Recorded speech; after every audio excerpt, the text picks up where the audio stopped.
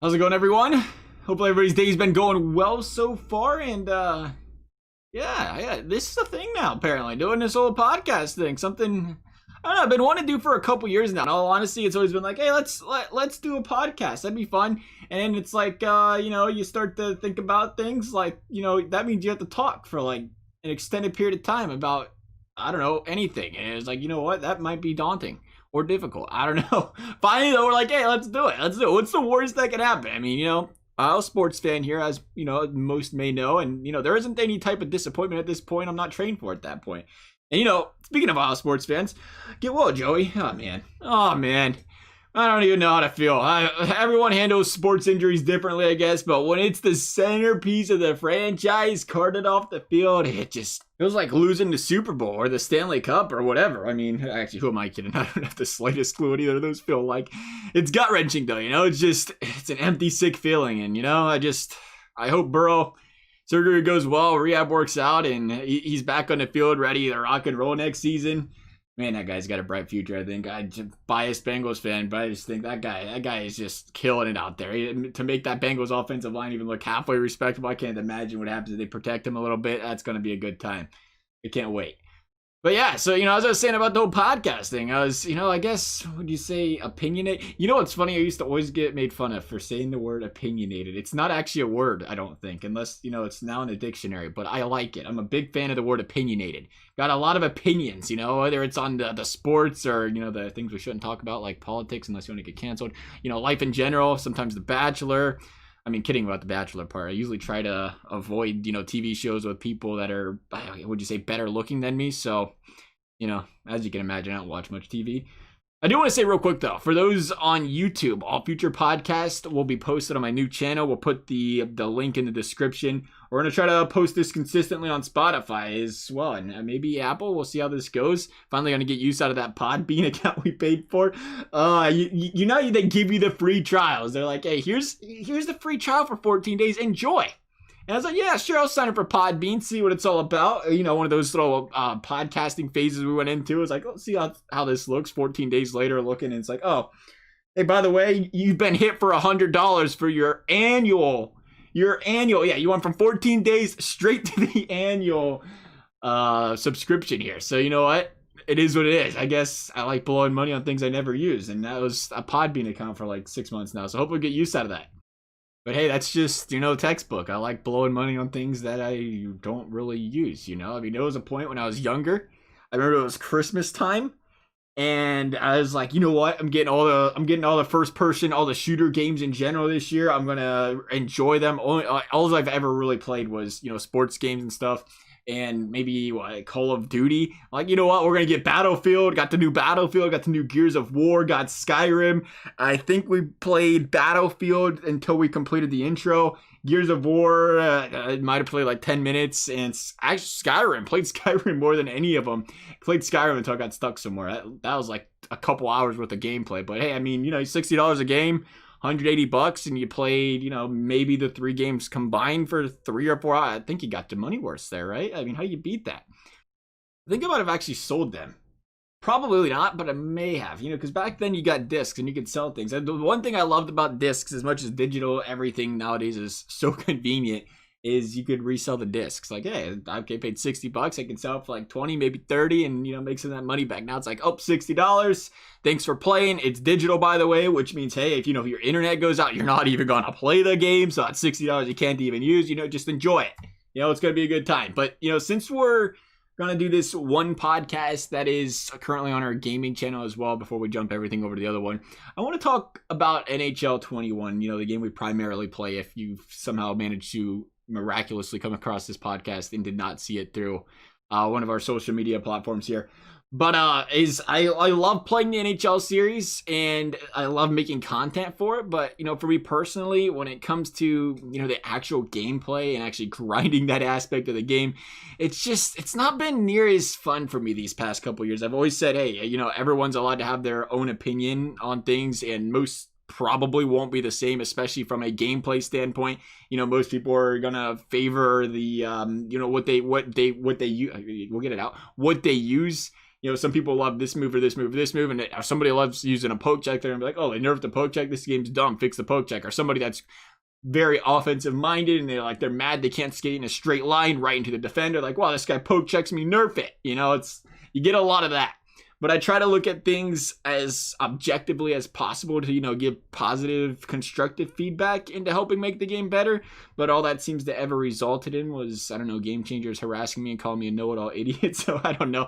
I guess that was not the proper route there. So same time, though, I probably could have did a better job on the whole delivery in all actuality. I'm a pretty top tier guy when it comes to saying something and then it, coming out the complete wrong way there. It probably happened a lot when we're talking here throughout these podcasts. For me, though, it's been a game that, give them credit. It's grown and improved drastically from a game mode standpoint. I think, the things to do in the game, it's just completely overhauled from just a couple years ago, 4 or 5 years ago, whatever. So there's a lot of things to keep you entertained, and really, they've done a great job, all things considered from that standpoint. And I enjoy playing the game from that standpoint. The joke of a menu streamer comes around, I don't mind it. I like playing. I like the franchise stuff and everything. But the gameplay itself, it's slowly turned into not realistic hockey.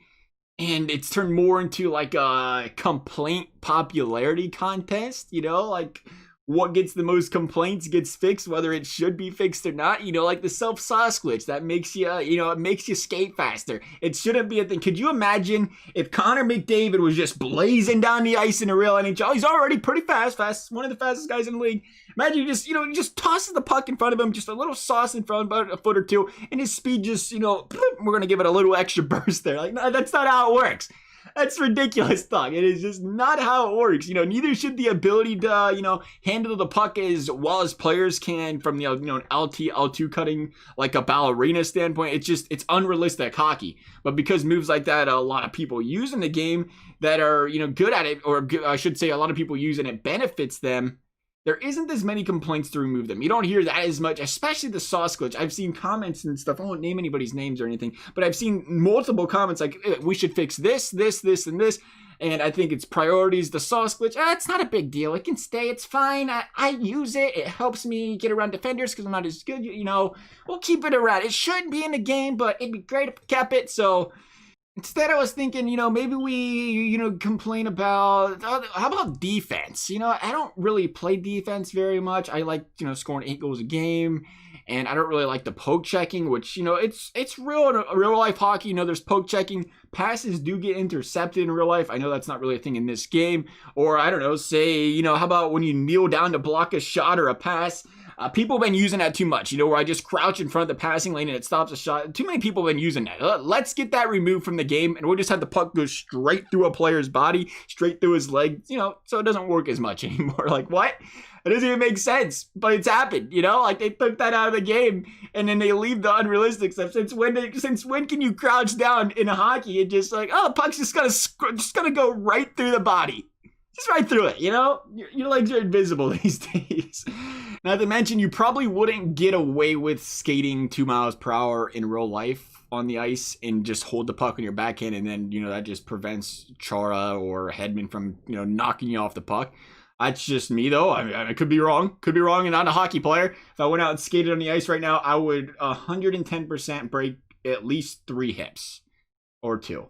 Well, that's just been the thing for me. It's, was that something, the crouching, for example, it was a point where the poke check was overpowered, but it should be better than what it was last year and everything. But it's one of those things for me from a gameplay problem is it wasn't actually a problem. Like, if I wanted to play real hockey, that should be in the game. Meanwhile, some stuff that shouldn't be in the game are in the game, and it's just just where I felt the state of the game's kind of gone over the past couple years, opposed to, focusing on making the game as realistic as possible. I feel as if it's turned more into listening to people who complain the loudest about what needs fixed in the game. Not because necessarily it's the more realistic thing or the right thing for the game, but because it's something that needs fixed because it's personally costing them games. Or something, I seen a lot of complaining last year when the L2 got nerfed. Like, why are you mad? Oh, there's no more creativity in the game. Well, figure something out. Last I checked, you don't watch an actual hockey game and they just spin circles around each other to enter the zone. Find another way to get the puck in. This game did not have L2 cuts in it. 6-7 years ago when the game was at its best. NHL 13, 14,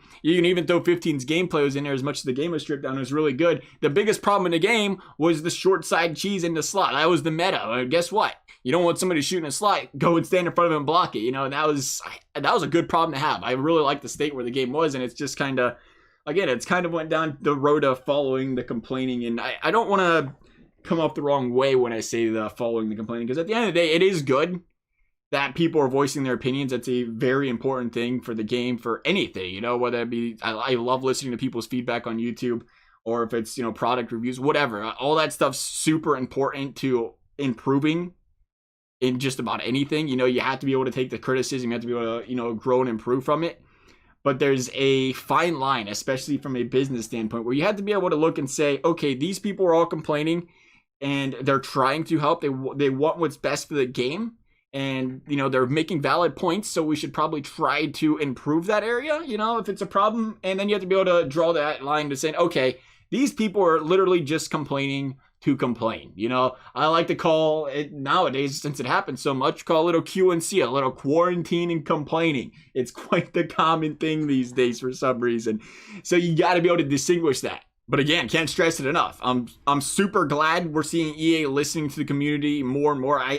Again, maybe it's a personal opinion, a subjective thing here, but I feel like over the years, it's improved drastically when it comes to them listening to what the community has to say, as far as, at least from a gameplay standpoint. I know a lot of people are like, I didn't ask for mascot 3s. I was asking for this or this, but it is what it is. They're trying to add new things into it. I respect the idea. They're trying to bring in different ideas, different game modes to, attract new customers. That's, a good idea on their part. As much as we love to see them added more depth to other modes, you got to respect them trying to add new things to it. Again, though, I can't stress it enough. I'm all for allowing people to have their own opinions, whether, I agree with them, disagree with them, doesn't really matter at the end of the day. I respect them and welcome them all. But it just feels like overall, as far as someone who enjoys the defensive side of sports in general, I'm a big defense guy. Defense wins championships. It feels like the game's turning into more of an arcade styled game that's tailored towards people who heavily favor playing offense and scoring goals. That's why we're seeing, we're at the point now where you just force a one-timer, and EA really hasn't even talked about how it's such a problem that it just literally goes through people when you pass it. But again, hey, that's fine, I'm one freaking person. I try to remind myself, but then everybody else says that all the time. Like, hey, if it's the majority that want stuff in the game, and that's the stuff that they have in it, game sales are going up compared to, say, I don't know, NHL 13 or 14, when none of that stuff was really in the game, then hey, go off. Do what's working for you. Just, what do I know? I'm just one person. That's just my personal opinion. It's just that arcade style of, offensive heavy hockey, playing it competitively, it's not that fun for me. As much as I want to, stream, do more gameplay stuff, it literally feels like punishment having to play this game for me so many times. Like, oh, I want to do this. I'd like to talk about this, do this, do this. And you get in the game, it's like, is it almost over? Is it almost? Nope, you're currently 2 minutes into the game. You're going to have to wait just a little bit longer. Look, time's ticking by. Got to be about done now, right? Oh, you are currently 4 minutes into the game. So for me personally, it's just a thing of, I'm just trying to do more things that I enjoy doing. Take some of that time where I'm going to put it in doing, X, Y, or Z that just wasn't as enjoyable. And I'll put it into doing something that I thought would be enjoyable, like podcasting. So, hey, we'll see. Maybe we make it 1 episode or 2. We might go 3 episodes and then all of a sudden, bang, fall off the face of the earth, map, whatever. Kind of like the Senators did after making conference finals that 1 year, But anyway, on a positive note, though, watched the first Christmas movie this past week. It would have been a weekend and a half ago now by the time the podcast actually comes up here. So past week and a half, so like the week before Thanksgiving. Yeah, week before Thanksgiving. It was something different. It was like Christmas with the Andersons or something. I've never heard of it. I was like, hey, I'll bat. Let's go. Let's see what do we got here. I'll take a swing. And to say the very least, it started with a girl giving birth to twins in the back of a car, with a police officer delivering the baby. So, hey, if you're into that kind of thing. No, it was a PG movie, I promise. But I thought it was all right. It didn't make the top 10 or anything, but, it's a tough top 10 to be making over there. It's never too early, though. It's never too early to start the old Christmas movies, in my opinion. I just, it's one of those things. I don't understand the Christmas hate.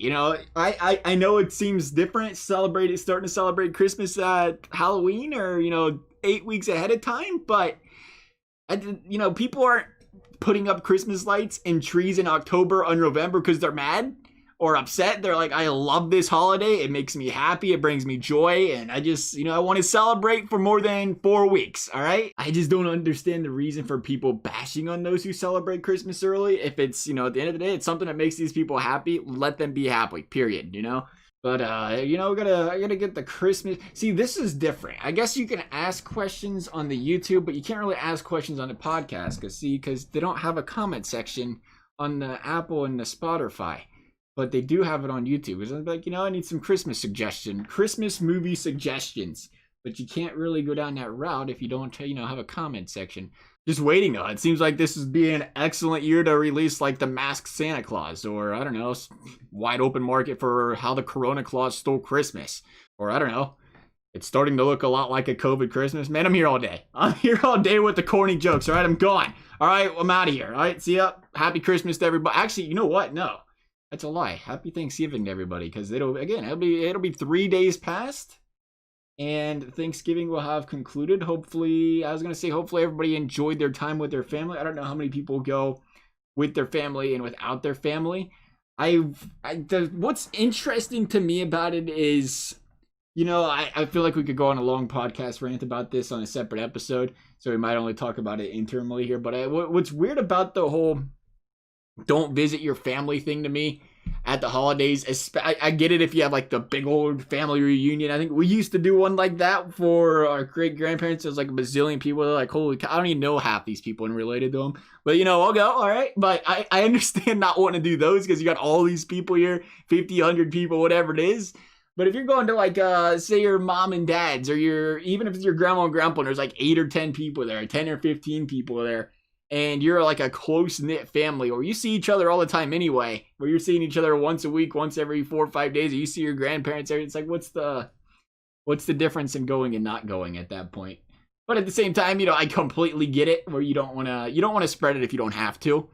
I just think it's a very tricky area, because the way I look at it is I am very pro mask, very pro not, spreading the corona and trying not to have people run away and all of a sudden die. That just does not seem like a great idea. Most people survive, but I think a lot of people outweigh the fact that there's, illnesses and sicknesses, even people with asthma. I seen it was one of good old Mikey DeWine's TV segments the other day. He was talking about, he had some person on talking about in their 30s or something, trying to tell everybody, like, take this serious. I'm 30 some years old. I'm perfectly healthy. I'm a healthy individual, and I'm currently on, oxygen or whatever, going on and on and on. And then, before she got done talking, she's like, perfectly healthy person.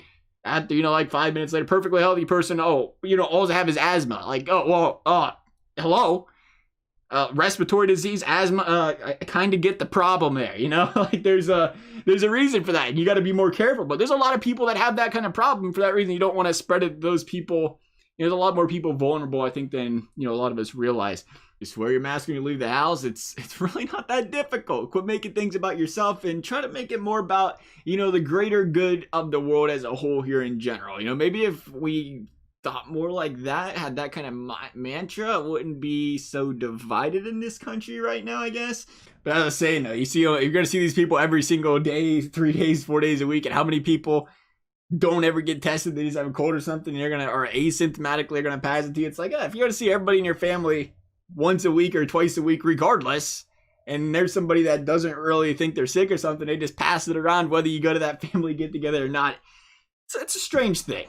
It is a really strange thing. I give people the choice, but at the same time, I can't get past the thought that it's very screwed up, I guess, to say, hey, I am going to go and enjoy myself for these 3 or 4 hours and potentially infect 8 people or 9 people. And those 9 people are unknowingly going to get it. They're going to go infect 20 people or 30 people or 40 people. And you create this big chain reaction. Again, something we'll talk about, in further depth probably down the road here. But, I'm just open-minded to listening to what people have to say on both sides of the fence and that one. And I completely understand it, The one thing that is just, it's hit me lately, though.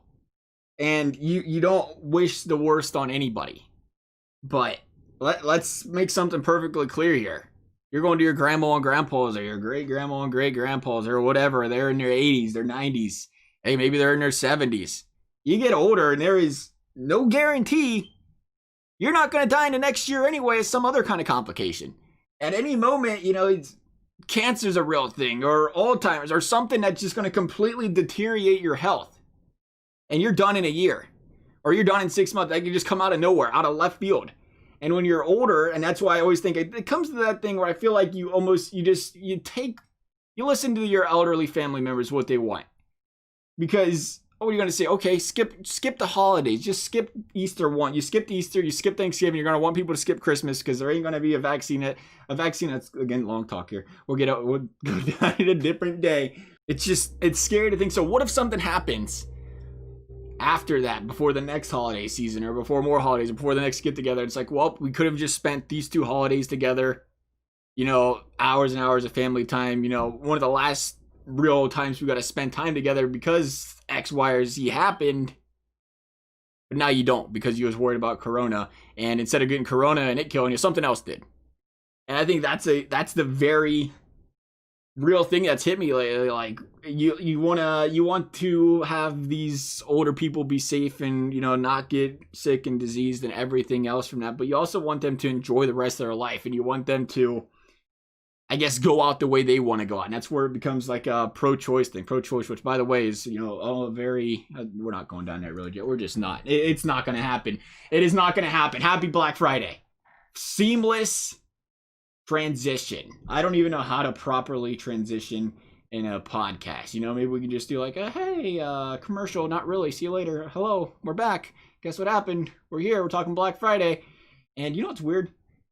Very pro Black Friday. I think I've become a very pro, what is it, Amazon Prime? Is it called Prime Day? Is it Prime Day? Everything's on sale? I think it's Prime Day. I think their sales are better on Amazon Prime Day than Black Friday. I did not run into a lot of things that really stood out in Black Friday. I guess it's got part to do with when you got like the new consoles coming out and technology seems to be really, I don't know, I was looking at laptops and computers and stuff. Some stuff just seemed rather expensive. You always get the TVs that are on sale, but it seemed like other stuff was expensive, which might be, in due part to the whole demand and supply and demand thing. If everything going on this year, everything's not being produced in as much mass, which might cause, the prices to go up. Or, there's just stuff like Apple products where you can go and buy the Apple Airpods for just straight. It should be a crime. It really should be a crime for how much Apple charges for AirPods. This is a serious question. And again, comment section, I guess, if one of those works. How good's the quality in those Apple AirPods that they have out there? I seen them on sale. This is on sale. Little pieces that go in your ear, the size of not even the size of your thumb, goes in your ear, plays little music. How good's the quality in that for them to be $200?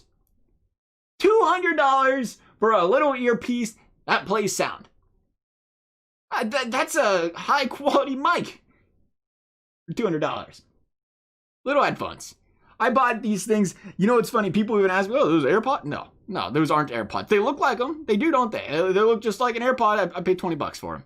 And they work like champs. Absolute champs. And they stay in my ear. I have a problem. I don't know how everybody else is doing. Maybe I got funky shaped ears.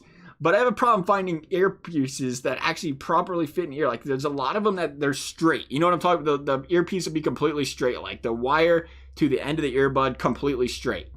That stuff just falls out all the time. Then you have the ones that curl a little bit. I think that's the ideal. Like, it's got the little curl in the groove where it can set in your ear. You got to get the ones like that. And I always see the Apple pictures. Like, I always look at those and think, this can fit in the ear properly. But, how do you get something that, how good can the quality, I don't get it. How good can the quality come out of that little earpiece that is that much better to be worth $200? I'm just going to say it's not, The real thing is, too, it's like, oh, this sounds great. I'm going to turn it up really loud. Real loud. Then you're going to blow your eardrums out. You got to be careful with that. Like, on some real talk right there, I'm about 90% sure I got vertigo one year. First time I've ever had it, and it was not fun. If you don't know, it's like, imagine just being dizzy. The second you sit up, dizzy the crap, can't walk straight. Oh, it's almost, I guess, you're almost about to pass out and you're drunk. Maybe that's the proper thing, except you can think clearly. You're just dizzy and can't walk. And it wasn't fun. And apparently, like when you crank out, it was the day or two after I was using my, the earpieces. And I may or may not have been enjoying the workout a little bit too much that day. I was like, let's crank these bad boys up a little bit more. And I had them really loud. And they say, and not a doctor or an ear specialist or much of any specialist for that matter, just a person thinking he knows what he's talking about, probably doesn't, is they say if you turn those suckers up really loud, it'll like, and understandably so, if you're just blaring something in your eardrum, it can like scramble the particles in your ear or something crazy like that, and that's kind of what causes the vertigo, is the imbalance in your eardrums, and that may have been the issue with that. So yeah, don't get too crazy with the loud earpieces. You know, it's crazy. I feel like as a kid, though, I was very reckless and would just crank those suckers up as loud as they go. But they also used to have the foam pieces. You know, back in the day when you had the foam pieces, the CD cassette tapes. Oh, baby. Oh, baby. You guys are probably people way too young to remember those suckers. I'm getting old. You know what I'm talking about? Like the little, it was almost like the PlayStation 1, but in the CD disc, you know, the slim version where you push the button, the disc tray pop up, put the old CD in. Oh, the good old days.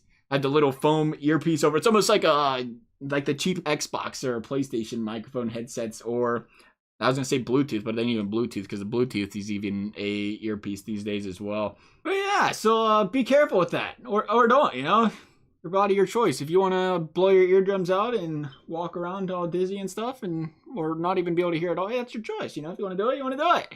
You enjoy your life. You run your best life. But we're gonna wrap things up. I think we're close, but like I don't know where we're gonna target length. You know, it's different doing something solo. I feel like you do not want to hear me talk for an hour and a half straight, or an hour straight. I'm targeting, I think, the 20 to 30 minute range, or the 15 to 25 minute range, you know, depending on the day and how we're feeling. We'll see, you know, again, maybe a feedback thing, or, you know, we do the podcast thing. I don't know how the analytics look for that, you know, if it shows you how long somebody's listening to a certain team, and they're like, oh, he talked about something I don't like and I don't agree. Well, you're turning it off, and we just watched the little thing go from like 50% down to like 10% viewers. That was about 25%, because we're a country that's split in half. 25% viewers, and we're out of here.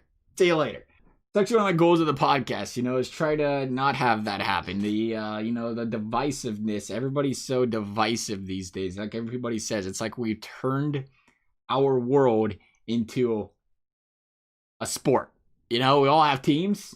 There's no ifs, ands, or buts about it. If you're not on my team, screw you. And that's it, you know. It's like, oh, we're all for the fairness. And so you don't agree with me.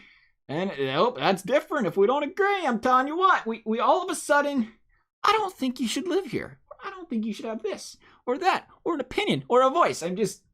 Divisiveness is crazy. I really, that's been a goal of one of the things I've always wanted to do a podcast for, in all actuality. You know, it's like, why do we have to be so mean to each other? You know, why can't I tell you that I like my pizza completely pineapple-less? I don't want no stinking mushrooms on it. And oh my goodness, don't even get me going. You know what I really like? A textbook pepperoni. I've grown to like chicken on the pizza though. And you know what else? A little peppers. You know, adds a little bit of flavor. But you know, why can't I be like that and have my own thoughts and like it without you just saying, nope, you're canceled. You don't like your pineapple on your pizza, you're done. You know, you're canceled. You're off the app. Oh, I mean, Twitter, canceled. I get canceled and Twitter mixed up sometimes. They're pretty much the same thing sometimes.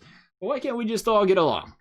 Why can't we just, you know, learn to all respect each other's opinions and not hate each other for it? I don't know. Goal of the cast. One of them. We'll see. Like I said, thank you guys for watching or listening. We'll get it right. See you guys next time.